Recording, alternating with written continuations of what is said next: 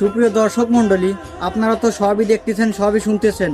সিলেটের যে ঐতিহ্যবাহী সাদা পাথর চুরি হয়েছে, ডাকাত দলেরা যেগুলো চুরি করে নিয়ে গেছে তাদের ভিতর থেকে একজনের সন্ধান পাইছি। তার সঙ্গে আমরা কথা বলতে যাচ্ছি। ক্যামেরাম্যান এগিয়ে আসো।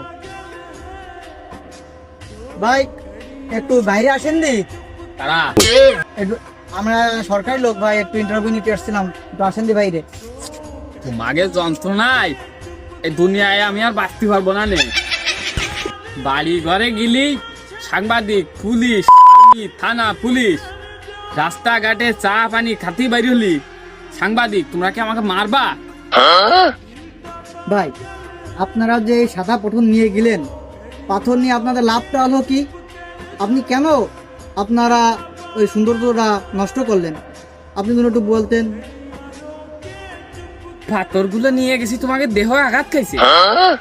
তোমরা যে মাউথ ধরো, ক্যামেরা ধরো, ধরে ধরে মাসির দ্বারে যাও, মাস গিলি টাকা পয়সা পাও। আমরা তো ভাই তা পারি না।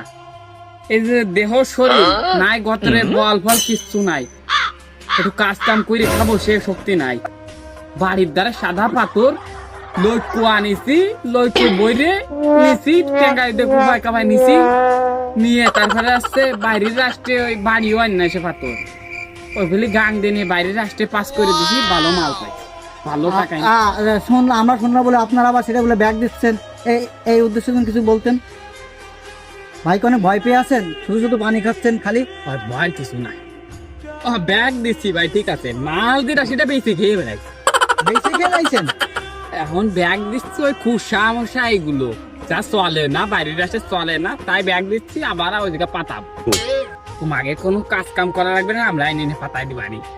তাহলে আপনারা মিডিয়ার যন্ত্রণায় আপনারা সবকিছু ব্যাগই দিয়ে দিলেন, আর দামি দামিটা খেয়ে গেছেন, তাই তো? আবার সেই কথা, দামি দামিটা খাইয়ে যাবো বাইরের রাষ্ট্রে। তোমার যে মাল পাচার করো, ভালো না হলে চলে, মাল যেটা ভালো সেটা বাইরের রাষ্ট্রে কেনে, খারাপটা কেনে, ভালোটা তাকে পাস করে দিচ্ছি, খারাপটা আবার তোমাকে ব্যাগ দিচ্ছি, এটা আমাকে কোনো দোষ নেই। সুপ্রিয় দর্শক মন্ডলী, আপনারা তো সবই দেখলেন, সবই শুনলেন, এবং আমি তুলে ধরলাম এক ডাকাত ভাইয়ের সঙ্গে। ডাকাতিরা মাল আমরা ফেরত দিছি না, মাল ফেরত দিলে আবার ডাকাত পাই, ভদ্রলোক। ঠিক আছে ভাই, আমার ভুল হয়ে গেছে। তাহলে আপনি যে ঘন ঘন পানি খাচ্ছেন, আমি আপনাকে দেখে মনে হচ্ছে আপনি খুব ভীতু। পানি যে খাবো না, তোমরা সাংবাদিকরা বাড়ি থাকতে দিচ্ছ না, যে মালদা পাচার করেছি সে জায়গাতে আমাকে পরে চাপ আসতেছে, তোমরা ঠিক পা না, পানি খাবো না, খাবো কি? ভাত পানি কিছু খাতে পারতেছি না, রাত্রে বাড়ি থাকতে পারতেছি না, দিনই বাড়ি ঢুকতে পারতেছি না, পানি খাবো না, খাবোটা কি?